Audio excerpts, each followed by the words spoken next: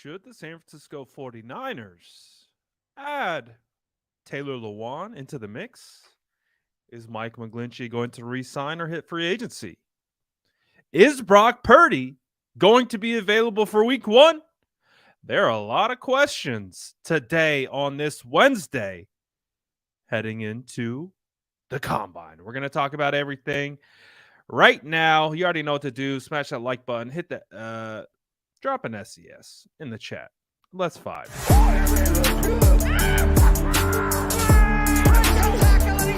Smash that like button if you haven't already. Love to see it.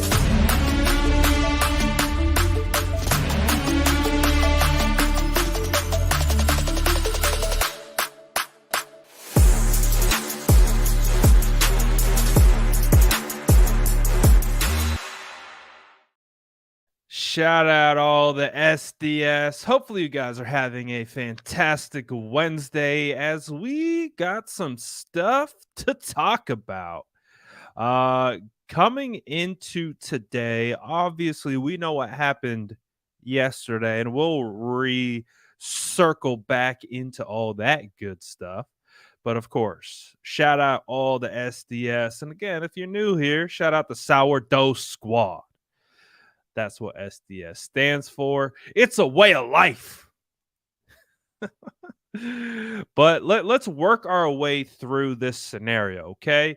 Because I've said it for a long time. I started saying this back in season when we were talking about Mike McGlinchey. Now, I get it. A lot of people are over Mike McGlinchey. They're ready to move on to the next, and they do not care if Mike is leaving in free agency. But I've talked about it all year. Mike had a good year, regardless of the one or two bad clips you'd see every week. Mike McGlinchey had a really good year. It was one of his better years of his career up until this point. So that being said, because he had such a good year, he's going to get paid. Right now, he is currently the 10th ranked free agent by Pro Football Focus. Some 49er fans are scratching their head. They're like, how is that even a thing? How is Mike, your favorite name for him? How is he ranked number 10 out of all free agents by PFF? How is that possible? Well, it's because he did have a good year. And someone is going to pay him. And I don't think it's going to be the San Francisco 49ers. But that means, where do the 49ers turn for right tackle help? We already talked about this before, but we'll rehash just to give the full picture. Matt Mayoko came out with an article, I think it was last week, talking about how the team is primed and ready for Colton McKivitz to step in at right tackle if he is going to, Mike gets paid, which we anticipate he will. They're ready for Colton McKivitz to step in and fill that role. Now, I like Colton McKivitz. I will say that right out in the open. If you followed my training camp coverage last year, I was adamant that Colton McKivitz was the sixth man on that, or he was the swing tackle. I would say technically the sixth man on that offensive line is actually, in fact, Daniel Brunskill. But when it came to tackle, you typically would have Colton McKivitz going first. We did see some Jalen Moore last year as well. But typically, Colton McKivitz has had the upper hand, and we've seen him spot start at times. So right now, I'm going to go ahead and say the San Francisco 49ers, without looking at the draft, without looking at free agency, they're likely looking at Colton McKivitz or Jalen Moore to fill in that right tackle spot. I'm okay with it. I am. If the San Francisco 49ers are like, listen, we'll go to the draft. We'll add some prospects in the draft, and we'll let Colton McKivitz, Jalen Moore kind of battle it out in training camp and see who's going to be the number one dog in training camp. I would be okay with that. But I do want to talk about Taylor Lewan and talk about why I personally would love to see Taylor Lewan on this roster. Now, there's a lot of things at play. It would be a position change. There is a big time contractual situation that we have to work through. And we have to understand that although he's been very talented, he does carry a lot of injury concerns. Really, I mean, since he had been in the league, and I think he suffered his first major injury in 2019. But up until that point, he was one of the better tackles in the league. And he's played primarily left tackle. We would be asking him to make a position change, which you've heard me talk about it all the time. Just switching sides, unless you're like a Colton McKivitz or a Daniel Brunskill, and you've already been conditioned to play on both sides of the offensive line, it's not that easy. It's not that easy. But I'm going to make the case of why I would, and there are certain parameters that would lead to Taylor Lewan signing. It's not like we're just going to write a blank check to Taylor Lewan, but I do think there are some positives, and he obviously is a big name in the NFL. I mean, we know who he is as an offensive lineman, which is something that is rare. But I want to pull up, a little bit more information about Taylor Lewan so we can all kind of get a look at some of the measurables, some of his grades that he's put up. Again, I always take PFF with a grain of salt, but they have some good metrics in here, and we'll take a look at them. So you can see Taylor Lewan, 6'7", 309 pounds. This is one of the most intriguing things about Taylor Lewan. He's an athlete. He can move. Probably even with, having torn his ACL and having some reconstructive surgeries in his knee, he's still probably pretty fast. So that's one of the things that is really intriguing about Taylor Lewan is he's a good athlete. And that's one of the reasons why I think he would be a great fit in this scheme. And it gives you some position flexibility. Obviously, you have Colton McKivitz, you have Jalen Moore, but you also have an ability to kind of also do what Justin said. You can still draft a tackle, and you can still kind of you can make it work. Or what did he say? Would picking up Lewan allow you to draft a tackle next season when they have more capital? Definitely could be. Definitely could be that type of scenario. But, he really didn't play a whole lot of snaps. He played 64 snaps, and he basically missed the entirety of his season. We can look at his 2021 season. He played a lot more snaps. He played 846. So you can kind of see that's kind of where we start talking about Taylor Lewan. Some of the pause comes is like, okay, well, we're working with a guy who only played 46 snaps last year. Year before played 846. Okay, that's a pretty solid sample size. PFF grades, okay, nothing major. 4 sacks allowed, not bad. You can see played all those snaps at left tackle. Only gave up 5 hits allowed. Total pressures only 21. And I think 2020 was also the year that he got hurt as well. But you could see he did bounce back after the knee injury. He was able to get a lot of snaps in. So this is what I'm thinking with Taylor Lewan. Because you look at his 2022 campaign, 64 snaps, that's not a lot. So if Taylor Lewan does want to play football next year and he wants to go to a specific type spot, I think the San Francisco 49ers have the right core of players and the right situation that, listen, we'd be asking him to go from left tackle to right tackle. That's a big ask at this stage in his career. But if there was any team to do that for, I think the 49ers would be one of those teams. I don't think he does this for anyone. I don't think Taylor Lewan is looking through all 32 teams and goes, I would play right tackle for all 32 teams. I don't think that's the case.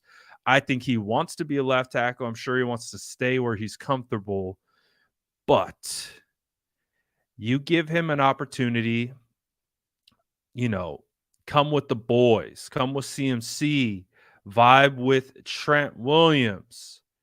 You're able to, have Kittle there. Like he fits in, he really does fit in with this culture in the locker room. And I think he would totally come to the San Francisco 49ers to play right tackle. I really do. Again, it's a big ask, and I don't think he's doing that for anyone, but I think he would do it for the 49ers. Again, Kyle Shanahan, we've been seeing it. Carson Palmer's talking about how out of any coach in the NFL right now, he would love to play for Kyle Shanahan.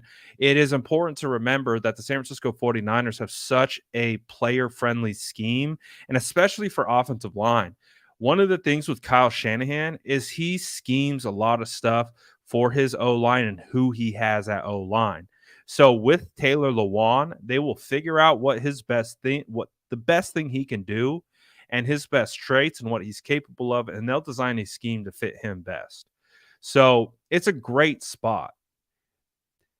Also, he's team Trent Williams. You get Trent Williams on the phone with Taylor Lewan, you get a conference call. You get Debo, Trent Williams, George Kittle, CMC. Yeah, listen, Taylor, we need you at right tackle this year. Just give us 1 year. Give us 1 year. And this is from a locker room player standpoint. Give us 1 year. Let's get you. Look what we're about to get. Mike McGlinchey paid as one of the top tackles. Again, we know how our fan base feels about Mike McGlinchey, but that could be part of the selling point. You come in here for 1 year, learn this system, this scheme, you perform at right tackle, maybe you can go sign your last check on another team playing right tackle the rest of your career. We got our salesman cap on. We're trying to sell Taylor on switching to right tackle. Again, I think it's going to be a big ask, but the 49ers, I think, could get it done. But this is the 49ers perspective of it. Taylor, you've been hurt 2 out of the last 3 years. 2021, you rebounded. You had a good year. You played 46 snaps last year. We don't know 100% if we can count on you health-wise. So this is what we're going to do. Prague Marate, enter Prague Marate. Cutscene, pan, Prague Marate, smoking a cigar, drinking a martini. This is what we can do, Taylor. We are going to give you incentive-based contract based on games played, snaps played, playoff incentive, Pro Bowl incentive, All-Pro incentive, Super Bowl incentive, incentive-based contract. So it protects the San Francisco 49ers. That's what I am hoping for. Jesse says he said a few years back he is not interested in playing right tackle. 100%. 100%. A few years back, why would he, one of the better left tackles in the NFL, want to play right tackle? Doesn't make any sense. But it's a few fast forward the clock, multiple injuries later, on the tail end of his career, the options are not the same. The the the the kind of landscape of his career is dramatically different than when he actually said that. And just like we know in life, things change. And you have to be fluid and you have to be able to evolve. So just because he said that a couple years ago, 100%, I would agree with him. Why would you, as one of the better left tackles in the league, want to play right tackle? Doesn't make any sense. But are any teams knocking down the door for Taylor Lewan right now to be left tackle and give him the bag? I don't know. I don't know. And if that is a scenario where teams aren't knocking down the door to give him the bag and play left tackle, well, what if one of your options could be maybe I can extend my career by going to right tackle, where right tackle is even more limited in regards of talent opposed to left tackle, because we know all the best tackles play on the left side. Well, if you take that ability and you put it on the right at 31 years of age and you find a home in San Francisco, I think you could potentially, again, if you can stay healthy, you can sell it and like we can create a new type of market for you at right tackle. And then you could potentially go get the bag at right tackle after 1 year. I only want Taylor for 1 year, unless Taylor comes in and let's say he just blows the doors off and you've got Trent Williams on one side, you've got Taylor Lewan on the other. That and they're playing to their level and what you would hope Taylor would play at, best case scenario, then we're cooking. Then anything can happen. But you sign him to a 1 year incentive based deal. Again, he has the opportunity to earn based on games played. If he doesn't play or he gets hurt, no issues. He's a good he seems like a really good locker room guy. So at minimum, you add a good personality to the locker room, a guy that other guys will gravitate to. And if he plays and plays well, you pay based on how he plays. So again, I don't for everyone. I don't think that he would even move to right tackle for probably 28 of the teams in the NFL. But I think the 49ers are different. I mean, you even look at it this last Super Bowl week that he had, Busting with the Boys podcast. Content would be fire with Taylor. That for my selfish reasons. One of the reasons I want Taylor Lewan, content would be phenomenal. Having a personality like Taylor Lewan, and then you get Taylor Lewan podcasts, you get Will Compton podcast, Busting with the Boys. I would love that. I think that would be fire. But that's for me. So again, a lot of things have to fall into play. It's not a perfect fit. It's not hand glove perfect. There are compromises that would need to be made on both sides. He would have to want to switch positions. There would need to be some finessing, but I would 100% be okay with it. I would love to see it. I would love to see it for multiple reasons. But the number one reason being, I think it would help the football team. I think it would help the football team improve. And kind of back to what Justin said, it's like you could maybe kick the offensive tackle can down the line one more year until you have a higher kind of range and draft capital. And you have Colton McKivitz, Jalen Moore, Taylor Lewan. I would feel a lot more comfortable with those three and working through those three than a Colton McKivitz, uh, Moore, and a third round tackle that could be good, could not be good. We don't know. Um, so I like the idea of Taylor Lewan. That's my personal take. Um, Again, there is definitely risk involved. This signing wouldn't be one of those like this is a slam dunk, zero risk, all reward. There's a lot of risk to it.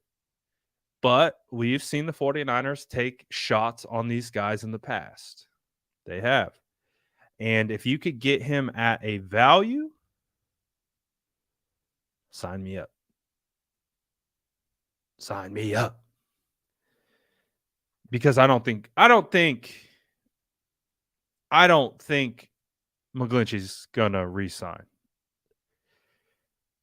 And I'm okay with McKivitz, but I would like to see McKivitz with someone else. I think that would be fire.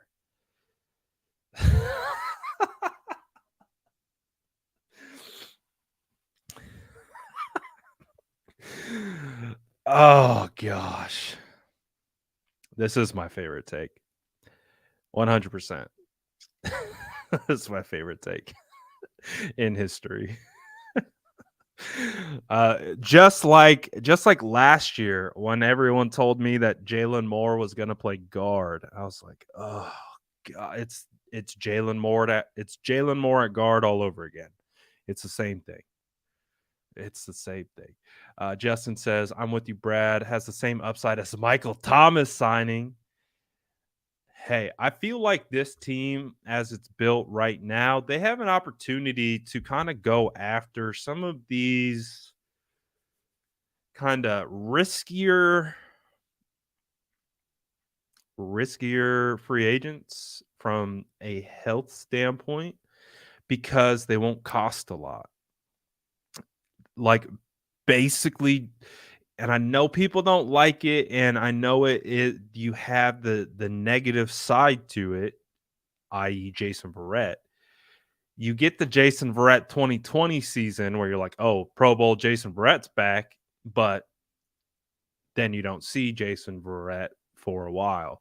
So we've been down that road. Not a lot of people want to go down that road, but I think that's I think I'm accepting this as like I have to put myself as best I can in these guys' shoes of building a roster. You can't have the perfect players at every position. You have to take some swings. Like you have to play you got to roll the dice every once in a while and see if a Jason Verrett can last, can give you 1 year, can give you something. So with Taylor Lewan, I like it. We'll see. I don't know.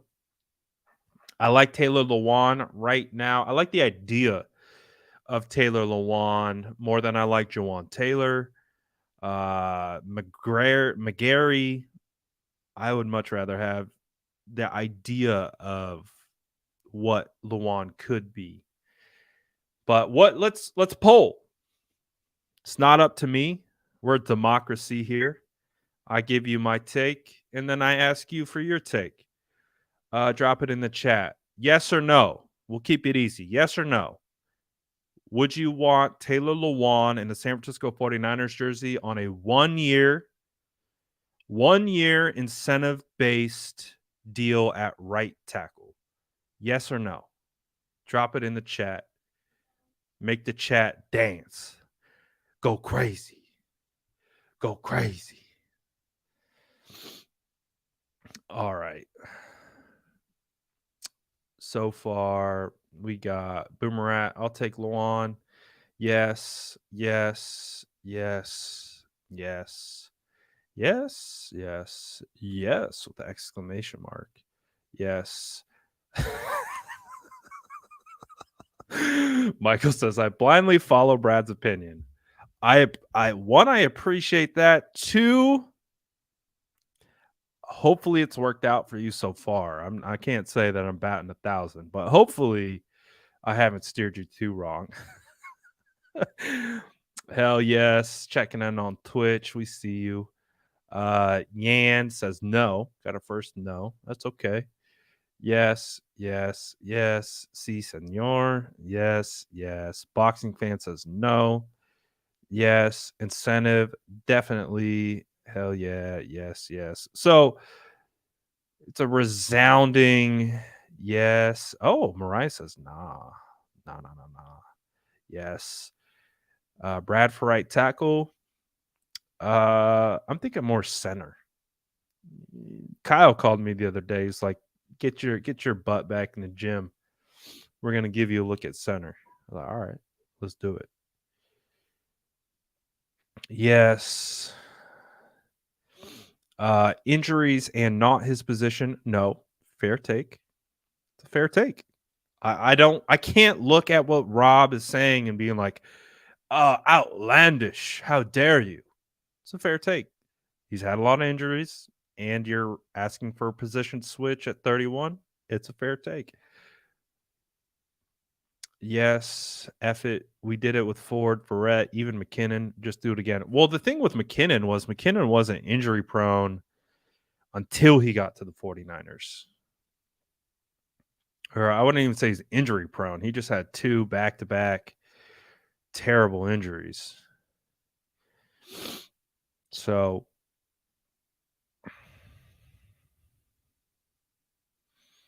I think we're all kind of in the same spot. We don't have to all agree. It's okay.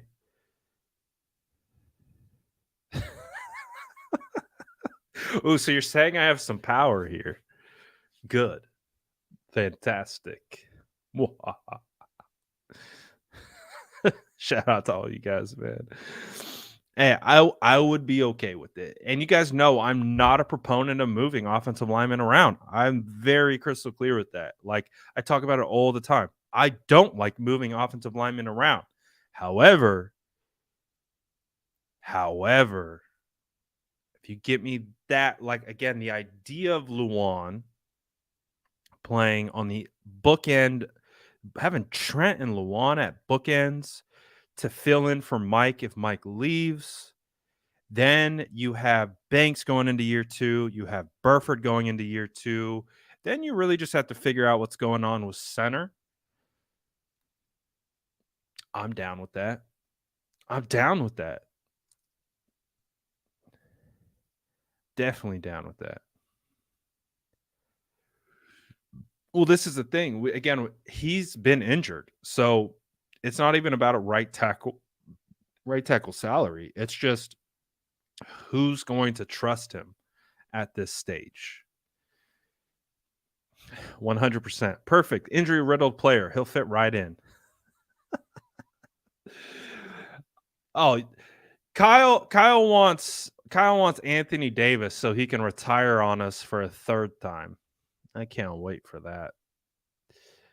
that. Rob says you a good salesman though, Brad. I can only sell things that I can believe in. That's the thing. Is I did sales. I've done sales as a career. I can only sell if I'm knowledgeable on it or if I believe in it. Like I remember my first job was like selling cell phones at a kiosk in the mall. I was terrible at it. I didn't want to sell no one a single cell phone. I was like, I'm not hollering at you walking by to come over here to buy a cell phone. Like unless you walk up to me and show some it wasn't a good fit. Good times. Good times. What about Jason Poe at center? I think more I think more so Zakel at center right now. I feel like Zakel has the upper hand. I know Poe had a lot of hype, and I think Poe can get even better. I don't know. I don't think they really played Poe. They didn't play Poe at center last year in training camp, but not so much Zakel either. So this camp is going to be interesting. And again, I'm going to have my eyes on the O line. Um, oh look, oh look, oh yes, I can't wait. We have an Eagles fan coming in here to show the Super Bowl trophy that they didn't attain. So I'm really glad that you are showing us all the Super Bowl trophy that you literally fumbled. You literally uh, just gave away. So thank you for gracing us with your presence and reminding us of the embarrassing performance and the way that you finished the Super Bowl in front of the entire world. But thank you for gracing us with your presence. I appreciate that. Um, uh, next time you'll get that one. Next, it might want to change. You might want to update your profile picture, my guy. Um,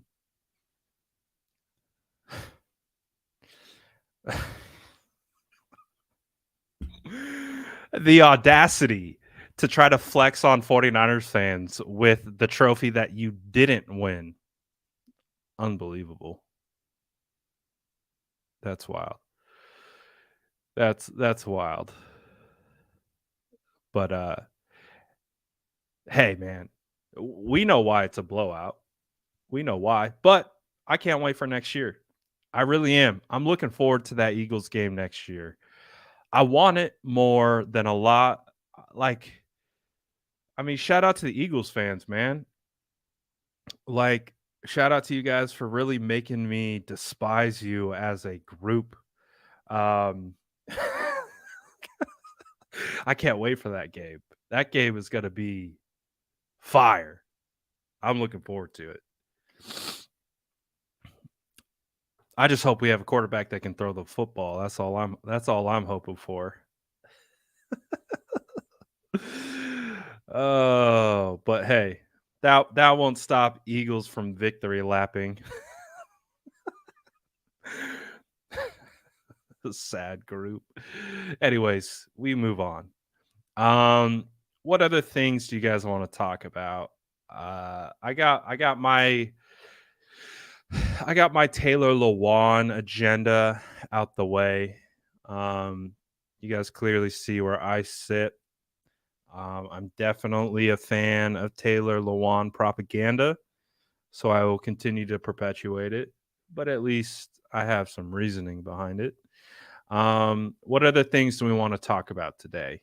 Do we want to talk about Brock Purdy and the elbow?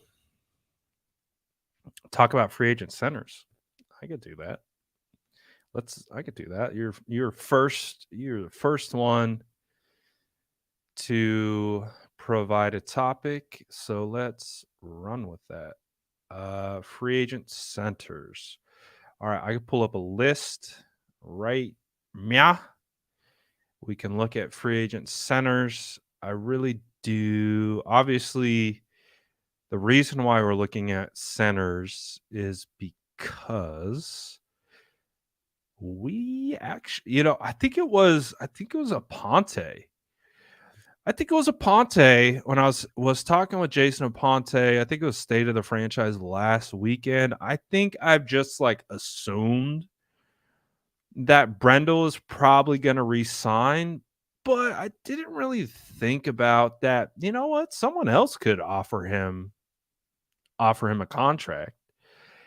And I think if someone else, again, I think it's like McGlinchey. I think the 49ers they've always put a certain value on O linemen, especially interior offensive linemen. So I actually, but it's a big if, but if Jake Brendel does get a decent sized contract from someone else, I actually wouldn't be surprised if he signs with someone else. So that would leave us with maybe turning to a Nick Sakel, Jason Poe, or someone in free agency. So, based on this is PFF's rankings, they have Ethan Posick as the number one. Contractually, not bad. Age, not bad. Apparently, he was the third highest graded center according to PFF last season. So I guess that's a good thing if you like PFF grades. Connor McGovern is the next. Garrett Bradbury. Bradbury. Um, see, I would be intrigued by Bradbury because at one point, I really wanted the 49ers to draft Bradbury. I felt like he is perfect for a zone offense. He's fast. He moves very. He's very good movement ability. I haven't followed him really since he's been in the NFL, but he was someone that I wanted the San Francisco 49ers to draft. At that price, not bad. 27 and a half. Maybe you could have a little bit of a reclamation project with Bradbury. I would be okay with that. It would require me to go back and actually watch some film of his to really be okay with it, but just going back into my memory of why I liked him as a prospect and the traits that he provided, uh, I wouldn't mind again, but I got to do my homework. I would be cheating you guys if I didn't go back and actually watch him play because I think that's part of it.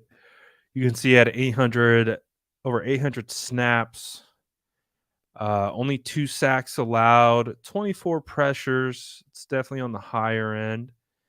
Uh, grade wise, pretty average.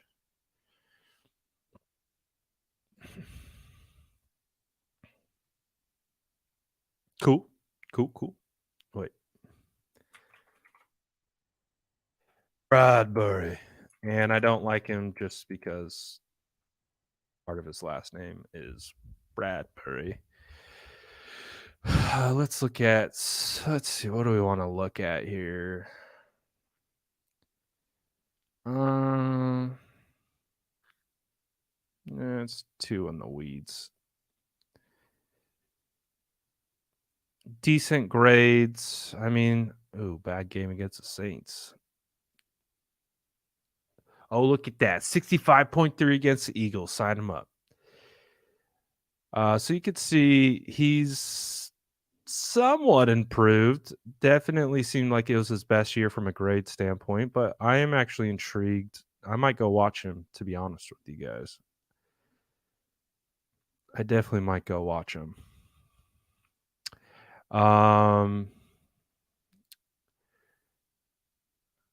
This is decent pass blocking grades. Falls off a cliff against Green Bay, falls off a cliff against Miami, falls off a cliff against New York. Interesting. So there's not a lot of options, though, I think is what it really comes down to.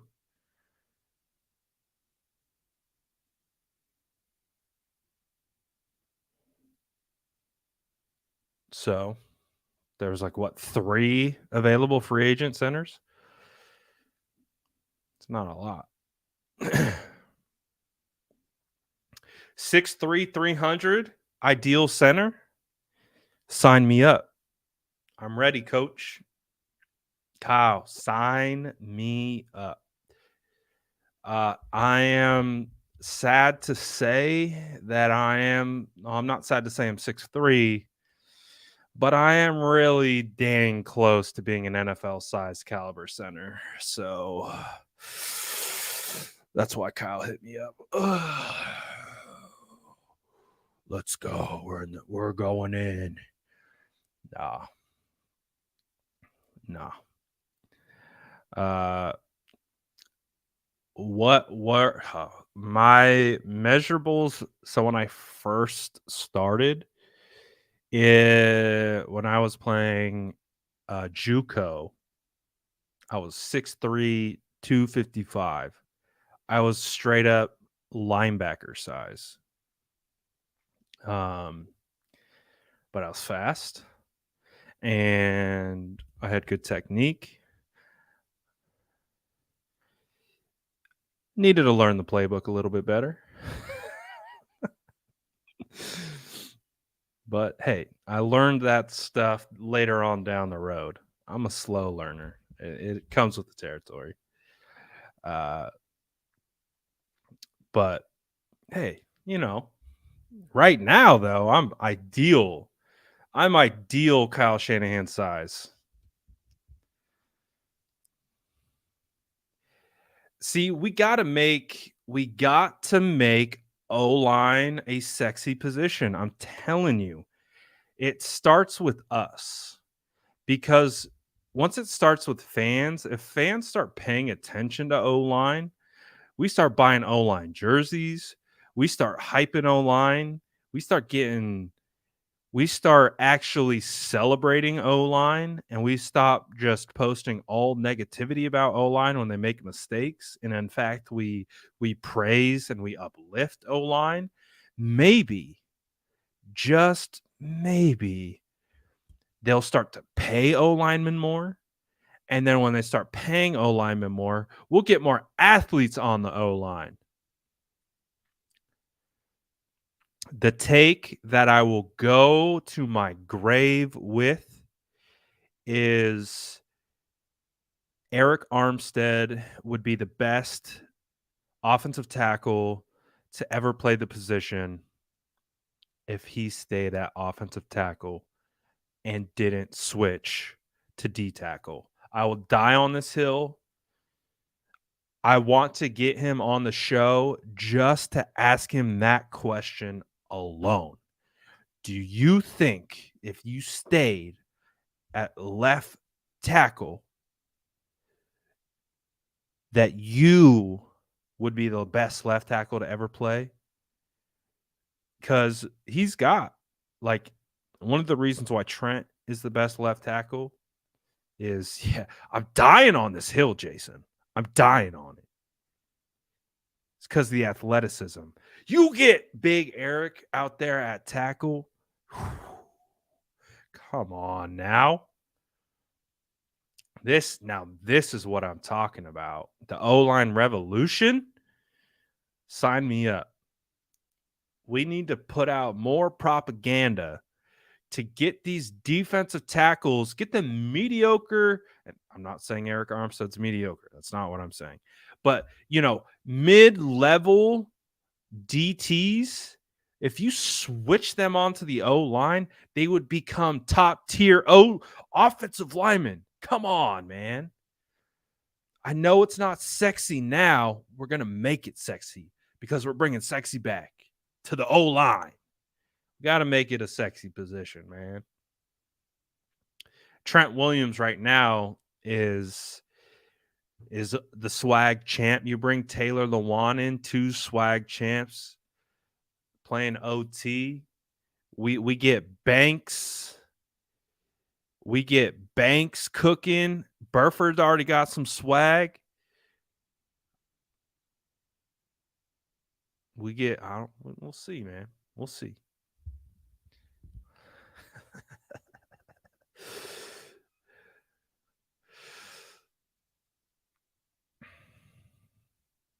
Well, see, this is the thing.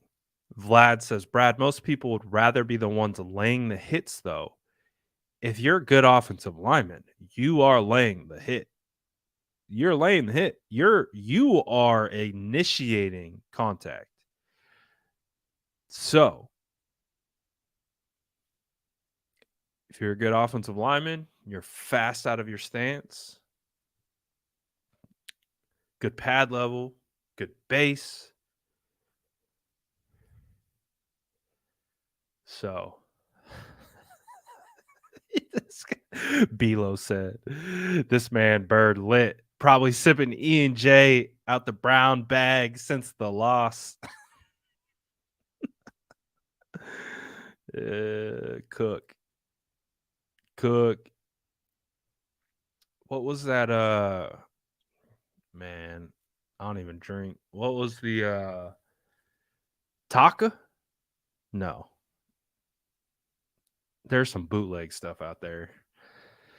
Anyways, um, how are we feeling about the whole Brock Purdy situation? You guys concerned about that? Are you more par for the course? You concerned? What are you thinking about the quarterback position for the 49ers? I already talked about it earlier. Um, but the 49ers find themselves in a very interesting spot.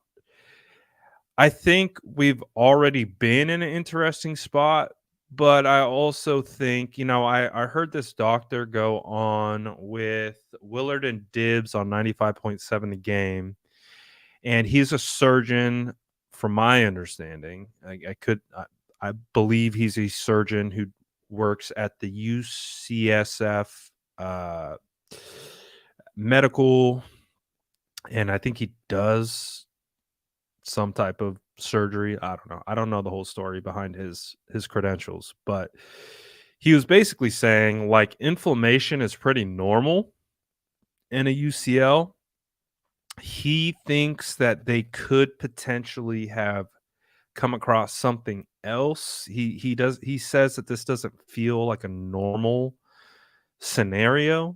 Again, he doesn't know. He has no insight to what's going on, but based on his experience, and again, I'm not a medical doctor, so I have no actual insight into it, but he's basically saying like it seems odd that they pushed back the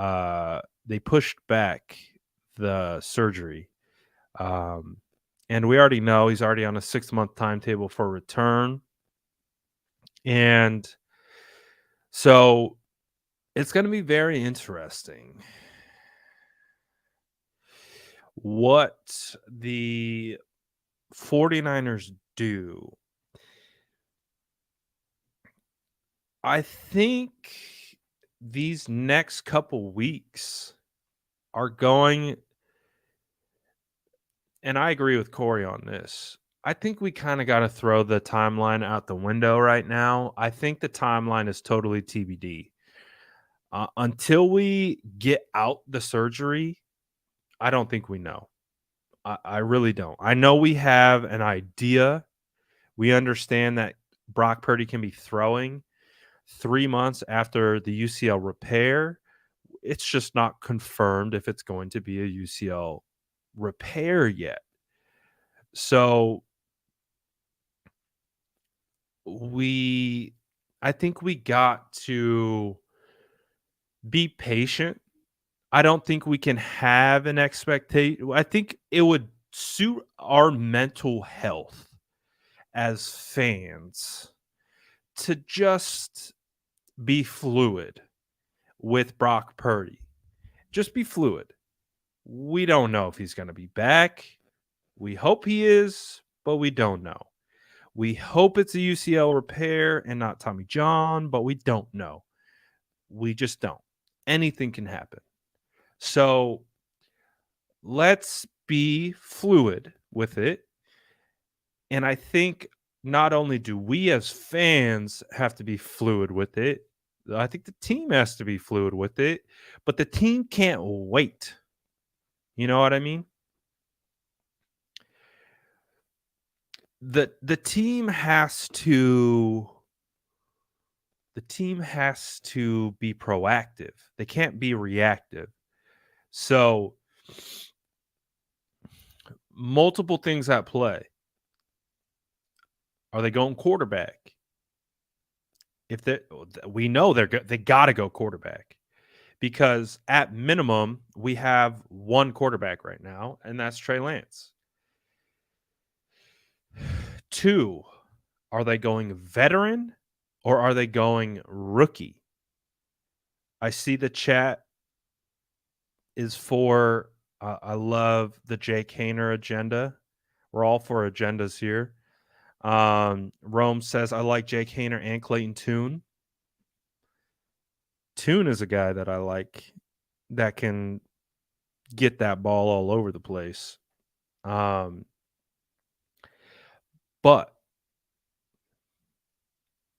depending on how confident they are in Trey, could tell us, do they go veteran? Do they go rookie?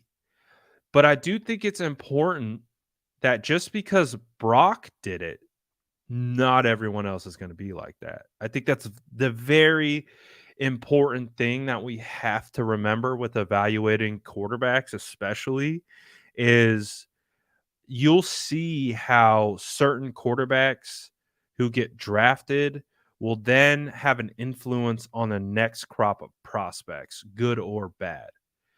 So, just like Brock Purdy, he is going to have an influence on the next crop of prospects, good or bad. In this case, for the good, Brock Purdy's relevance is likely going to push up guys like Hayner, guys like Toon, guys that they may have just slip out.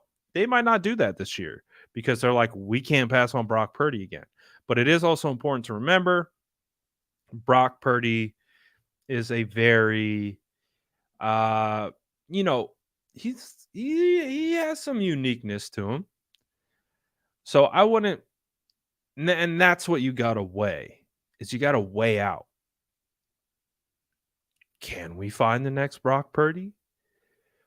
Or would we feel more comfortable going with a veteran that we know what he is? We got NFL tape. We've seen him be able to already have live bullets flying, and that's where we're going to go. So it's going to be interesting to see how they go. Um, but I do believe they're going one way or the other. There's going to be more quarterbacks on this roster. Um, the biggest thing right now is Trey. It's really crappy for Brock, right?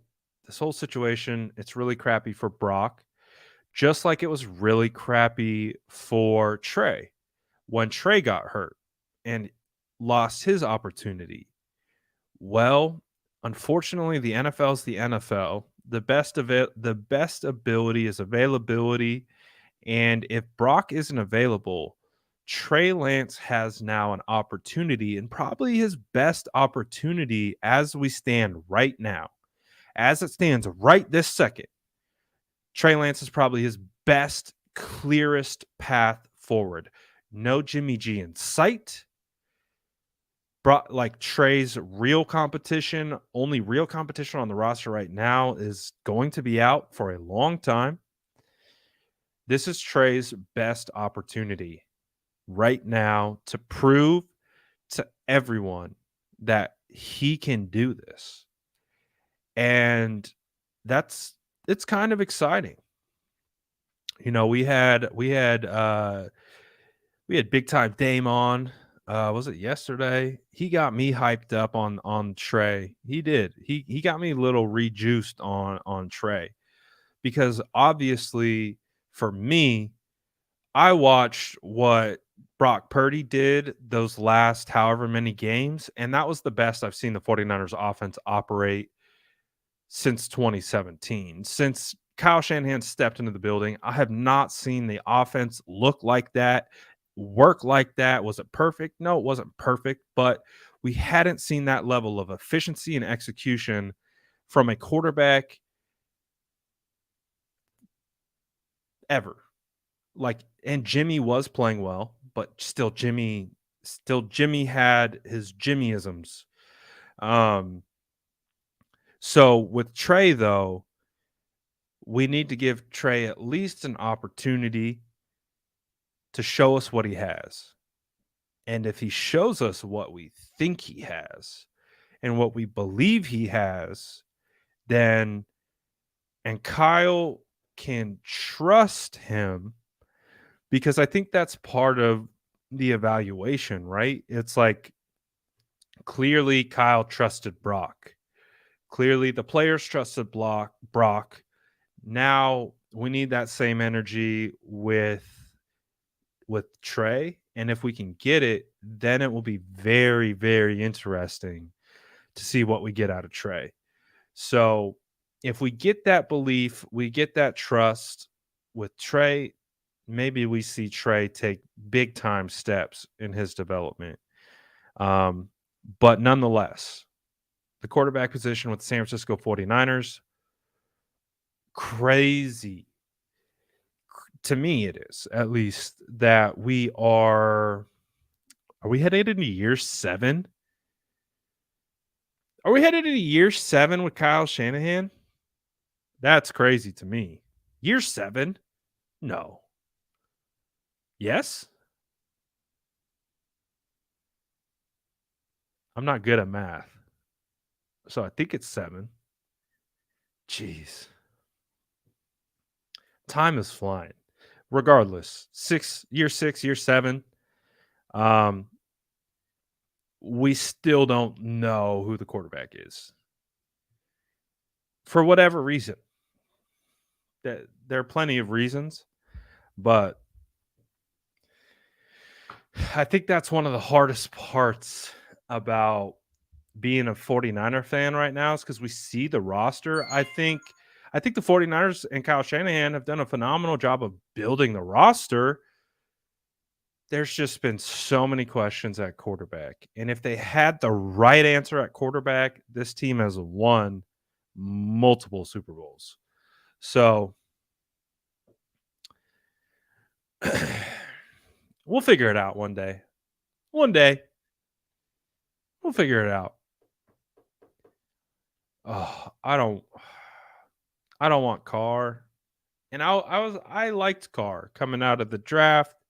I liked Carr early in his career, but Carr is he's like a soup. He might be like a scotch better than Jimmy Garoppolo. I think he has better arm talent than Jimmy Garoppolo. He can get the ball into more dynamic places than Jimmy Garoppolo, but they both have the same type of pocket presence. They get the jitters uh very easily. And I Carr didn't have that prior to breaking his leg, but ever since he broke his leg and has come back, that has been the one thing that hasn't come back. He did play with this fearlessness. He played the position really well before he broke his leg. He's still a good thrower of the football, but you see, even I think in one of his last games, you just see if he feels pressure, it's like almost like a PTSD response, and he makes a bad decision. And I don't know. And I think he would require a lot of money. So I think that has got him out. I think that's got him out. Um, so we'll see. Sounds like I need to do some scouting on quarterbacks. Um, I really need to pick up the scouting game. I need to scout quarterbacks. I need to scout centers and tackles. I need to scout safeties. I have been scouting some safeties. There are some safeties that I like. When this fan base starts talking about Carr, you know they're desperate. They need to start rallying around Trey because that's what's happening. I can't wait. Yeah, that's the hope. That's the hope. But I think the front office will tell us how they feel here with whatever moves they make. The hope is that the guy that you traded 3 first round draft picks for, you're invested in being your starter. That's the hope. But up until this point, I don't feel like we can say we've seen that yet. So that's where my kind of pause comes from. I like Trey. I think Trey has immense traits and great intangibles, but I don't see that trust yet. When I see that trust, that will help me because again, I have to evaluate what they're doing. And so if they bring in a veteran and they draft a late rounder, I would feel comfortable that Trey is going to be the guy. And they feel a lot more comfortable with Trey and Brock, veteran rookie practice squad. That's how I feel. The big thing um, that I think is going to be something to keep an eye on is if they sign a veteran quarterback, that probably eliminates the young drafted quarterback because they can't carry 4 quarterbacks. 3 is already pushing the limit. So what we see in free agency is going to be huge. We're 3 weeks away from free agency. So if they sign someone in free agency and they sign a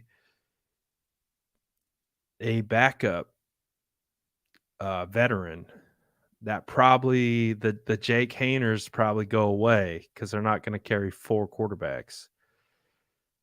So that's the thing. It's like we are in this quarterback limbo. We don't know. We don't know how they're going to manage it. We don't know if they're going rookie. We don't know if they're going vet. It's going to be a wild time. Rich Madrid likes Hainer. I love Trey too, but I saw even Rich Madrid likes Jake Hainer. I guess I got to get on the Hainer hive and watch some tape. But yeah, man, we're going to be talking about this quite a bit. We're going to be talking about this for what feels like off seasons to come, but hopefully that's not the case. Hopefully we have clarity with the quarterback situation, but the bottom line is Brock Purdy having this surgery makes this situation even more muddier than we previously anticipated. And it's really going to show us how the 49ers feel about Trey Lance. Ideally, they give the keys to Trey and reset basically last year. And they do it again. All right, Trey, you're quarterback 1. Everyone knows he's quarterback 1. Now go improve and get better. But we don't know right now. We don't know. So fun times. Oh, goodness. Smash that like button if you haven't already. Just for some therapeutic relief. Just for some therapeutic relief. So I still need to update the quarterback board because I need to add the rookies to it. I need to add the vets to it. The quarterback board is going to be wild. It's going to be wild.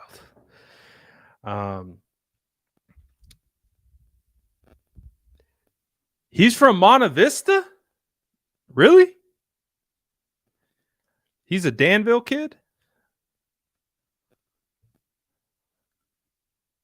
I used to play Monte Vista every year.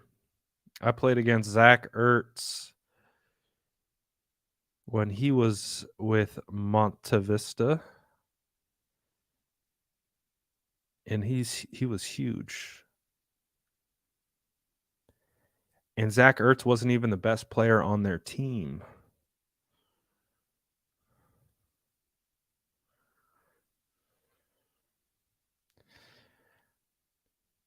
Yep, he ball, baby. 100%. So that's interesting. I want to look into that. What's today's Wednesday? So we'll have more fun stuff to talk about tomorrow. I can already sense it. Cal High. I remember playing Cal High. Best game of my high school career came against Cal High. Destroyed dudes. But shout out to all you guys. Smash that like button. That's probably good for today. I got some scouting to do. Apparently, I got to scout every free agent quarterback and rookie quarterback moving forward. Good times. Good times. Another year, another quarterback cycle. But appreciate you guys. I'm out of here for now. Grab your cookies. Peace.